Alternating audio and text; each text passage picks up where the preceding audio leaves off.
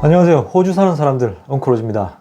네, 이번 편은요 2025년도 호주에 오시는 유학생들이 알아야 될 변경되는 사항들에 대해 가지고 안내를 해드릴 건데요. 빠르게 넘어갈게요. 1번, 호주 학생비자 심사 규정들이 바뀌었어요. 예전에 뭐 학교 등급, 국가 등급 뭐 이런 것과 상관없이 학교에 쿼터, 즉 정원 충족에 있어가지고 80%가 미만인 학교들은 보다 빠르게 프라이오리티 1으로 우선 순서가 정해져서 심사를 빠르게 해나갈 거다. 이렇게 얘기를 했습니다. 제가 한 3, 4번 정도에서 또 얘기를 드리겠지만, 대학이나 태입들은 큰 영향을 안 받을 것 같아요. 태입은 또 그것과 제외하고 빠르게 심사를 해나간다. 라고 했고, 대학들은 지금 학생비자, 심사를 받는 날짜들이 꽤나 많이 줄어들었어요. 다만, 이제 우리가 보케이셔널 직업훈련 과정이 있죠. 그 중에서도 사립 직업훈련 과정들을 신청하는 학생들은 각 학교들의 현재 사항들, 이런 학교들의 뭐 정원 충족에 대한 사항들 이런 것들을 좀 잘 고려해서 선정을 하셔야지 이 요소가 학생 비자를 신청한 이후에 딜레이나 거절에도 영향을 미칠 수가 있기 때문에 전문적인 상담을 한번 해보시는 게 필요할 겁니다. 두 번째, 학생 비자 신청 시 반드시 COE를 제출해야 돼요. COE라는 거는 Confirmation of Enrollment, 즉 등록에 대한 확인서인데 학비를 내셔야지 받을 수 있는 서류이거든요. 예전에는 호주 안에 있으신 분들은 급하게 비자를 진행하면서 오퍼레터, 그러니까 입학에 대한 허가에 대한 서류만 가지고 비자를 신청을 하셨는데 이제는 가능하지 않습니다. 그래서 만약에 호주 내에서 학생 비자를 빠르게 신청해야 되는데 이제 곧 비자가 끝날 시간들이 돼 있으신 분들은 급하게 해당 시점에 거의 다 다가가서 준비하시지 마시고 미리미리 준비를 좀 해두시는 게 필요합니다. 세 번째, 이거는 작년 7월 달부터 시행된 내용인데요. 졸업생 임시 비자에서 학생 비자로 연장이 불가능합니다. 그래서 만약에 뭐 영주권이나 또는 구직을 진행해 나가면서 학생 비자로 비자 연장을 해 나가야 되는 사항이라고 한다면은 그러면 호주 밖으로 나가시거나 아니면 다른 형태의 비자들을 진행하기 위해서 법무사나 변호사 상담을 빠르게 받아주시는 게 맞으시겠죠. 네 번째, 학생 비자 심사 기간이 좀 축소됐어요. 그래서 지금 현재 오늘 날짜 1월 20일 날짜로 보면은 대학 과정은 절반 정도가 10일 이내, 그리고 조기 유학 과정은 21일 이내 절반 정도 승인이 되는 시점이, 그리고 영어 과정은 26일 이내에 절반의 신청자는 승인된다. 헌데 만약에 직업훈련 과정을 신청하는 학생들은 절반가량은 6개월 정도가 소요됩니다. 따라서 위에 얘기 드렸겠지만 이제 호주 정부에서는 이제 대학이나 조기 유학, 뭐 영어 과정 이런 것들은 좀 더 제뉴인하다라고 보고요. 기존에 좀 문제가 있었던 학업 연장을 위한 이러한 학업 과정들을 신청하는 학생들이 많았으니까 직업훈련 과정에 있어가지고 심사는 길어질 거거든요. 헌데 이 지금 나온 그 절반 이내, 90% 이내 학생 비자 승인에 걸리는 개략적인 소요 시간은 오프쇼, 그러니까 호주 밖에서 신청하는 학생들을 대상으로 해서 산출한 내용들이고 변동이 있기 때문에 여러분들이 학생 비자 진행하고 있다면 이 기간에 대해 가지고 개략적인 예측도 지속적으로 한번 볼 필요성이 있겠죠. 다섯 번째, 비자 신청비의 변동. 비자 신청비가 작년도에 굉장히 많이 올랐습니다. 그래서 지금 현재로서는 1,600불이 학생 비자 신청비예요. 근데 이번 연도 7월이 되면은 또다시 비자 신청비에 대한 리뷰를 하게 될 것 같은데 작년도에 너무 많이 올랐기 때문에 이번 연도에는 동결 정도를 바라보지는 않을까 개인적인 예상을 하고 있는데 그렇다고 해서 제 생각에는 뭐 많이 예전처럼 줄어들거나 예전 수준의 비자 신청 비용으로 돌아가지는 않을 것 같아요. 이유는 호주에 지금 적체된 임시 비자들이 많고, 뭐 캐나다나 뭐 영국처럼 호주 또한 이러한 적체된 임시 비자에 대한 사항을 해소를 해야 되기 때문에 지금 그 반증으로 1,600불의 학생 비자 신청비가 작년에 올라간 부분들이 있거든요. 근데 이번 연도도 유지가 되지 않을까라는 생각이 들어요. 여섯 번째, 학비 인상, 그리고 장학금과 관련된 내용인데, 한국과 동일하게 호주는 연마다 학비 인상이 물가 상승률에 반영해서 학비가 상승이 되어집니다. 헌데 학생들이 2025년도에 오퍼를 받고 2026년도에 진학을 하면은 2025년도 기준으로 받은 학비가 유지되지 않을까라고 생각하시는데 아닙니다. 이 학비의 갭이라 그러죠. 이 차액에 대한 부분들은 추후에 다시 요청이 되기 때문에 그 부분들은 이해를 하셔야 될 것 같고요. 2026년도에도 뭐 여러 가지 요인들, 지금 보면은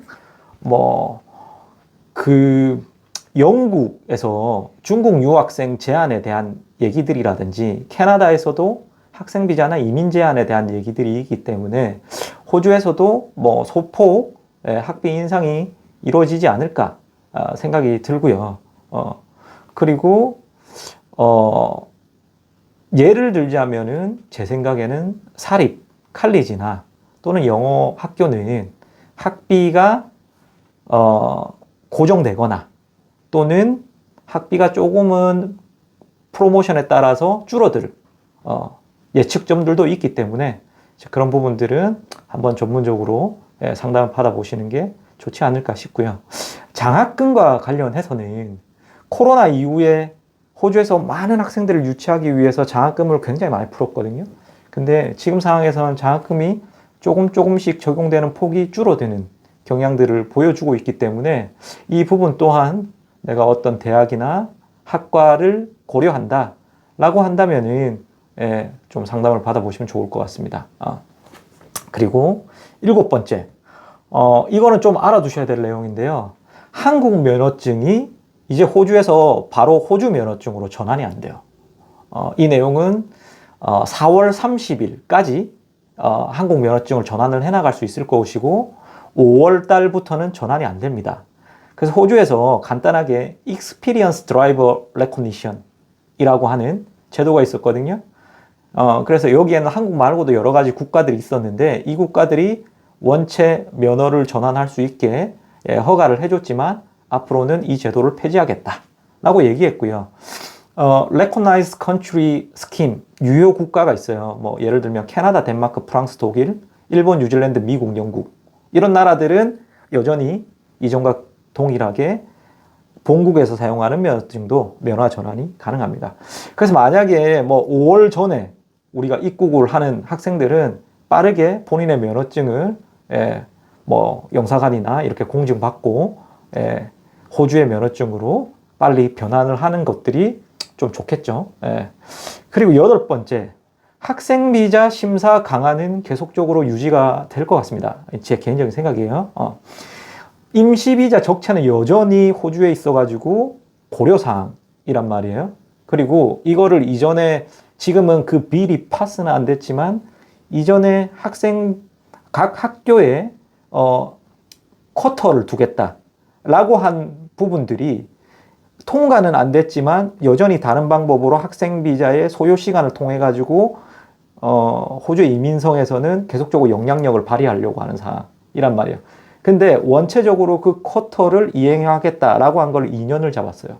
2025년, 2026년 이렇게 잡아 놓았기 때문에 만약에 우리가 2025년이나 6년도에 학생 비자를 받아서 호주로 들어오겠다라고 하시면은 서류 준비를 잘 하고 그리고 전혀 내가 이전에 공부했던 경력이나 학력과 다른 공부를 호주에서 해볼 예정이라고 한다면은 그에 대한 준비도 미리 히스토리 라인을 맞출 수 있게 한국에서 또는 다른 국가에서 준비를 해오시는 것들이 필요하지 않을까 생각이 됩니다. 그리고 아홉 번째, 내셔널 버젯이라는 게 있어요. 뭐 한국도 그렇지만 이제 1년에 어떤 연방 예산안들을 책정하고 그리고 그 속에는 마이그레이션 플래닝, 그러니까 호주의 이민 정책에 대한 내용들도 있어요. 그리고 이게 지금 프리버젯 서미션이라고 하는 게 예산안을 책정하기 위해서 이제 각계의 산업계라든지 정부 부처라든지 이런 단체들이 이제 의견서라든지 뭐 이런 것들을 조율하는 것들을 1월 31일까지 제출하고, 그리고 2025년도 3월 25일 날 날짜로 예상은 하고 있는데 연방 예산안이 발표가 될 예정입니다. 헌데 이게 이제 또 연방 선거 날짜가 내년도에 잡혀 있거든요. 그래서 좀 더 미뤄지거나 할 수는 있어요. 작년도도 그렇게 됐으니까. 그러면 이 시점에서 우리가 좀 더 2025년도, 6년도 마이그레이션 플래닝에 대한 얘기들을 볼 수가 있겠죠. 그리고 10번째, 앞서 말했지만 연방 선거가 있어요. 지금 노동당 정권에서 어떤 뭐 자유당 정권으로 이전될 것인가, 아니면 그들을 유지할 것인가, 뭐 이 어떤 당이 되든지 지금 가지고 있는 어떤 시장의 상황적인 부분들이나 경제적인 부분들, 이런 것들이 있기 때문에 크게 뭐 당장에 있는 영주권이나 이민을 고려하거나 학업을 하러 오는 학생들한테 영향이 크게 있지는 않을 거라고 생각이 됩니다. 다만 5월 17일까지 연방 선거가 치러져야 해요. 그리고 그 사이에는 이 표심을 잡기 위해서 이민 같은 영역들도 정치인들이 막 건드리게 된단 말이에요. 그래서 그런 것들도 좀 고려를 해야 되고, 호주는 투표를 안 하면은 벌금을 내야 되는 나라입니다. 그래서 투표율이 굉장히 높아요.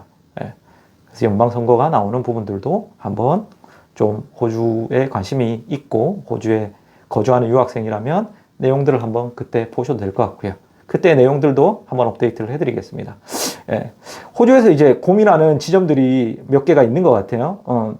첫 번째, 임시비자 숫자 증가로 인한 주거지 부족. 이 얘기는 너무 많이 있었죠. 렌트비가 많이 올라갔고. 그래서 주택 공급과 주택 정책 문제, 뭐 이런 것도 있거든요. 그럼 건축업 경기의 활성화라든지 인력의 부족 현상을 어떻게 해결할 것이라든지 뭐 이런 부분들이 있을 거고요. 그리고 이민개혁에 대한 부분들이 있을 건데, 이제 오랫동안 적체되었던 뭐 점수표라든지 뭐 여러 가지 내용들이 있었잖아요. 그래서 작년도에 뭐 고용주 이민에 대한 내용들은 있었고, 그리고 뭐 2025년도에는 좀 작년부터 계속 이렇게 불을 떼웠던 점수표 개항과 뭐 이런 사항들이 좀 있겠죠. 그리고 호주 정부에서는 이제 뭐 앞서 말한 건설이라든지 사이버 보안, 뭐 농업, 보건 이런 부분들에 있어 가지고 노동시장의 유연함, 정부의 뭐 특정 산업들에 대한 선택적인 이러한 인프라 구축, 뭐 이런 것들이 좀 있을 거거든요. 그래서 그런 부분들을 좀 지켜보는 것들도 필요할 것 같고요. 그리고 기후 변화에 대해 가지고 호주 사람이 좀 관심이 많아요.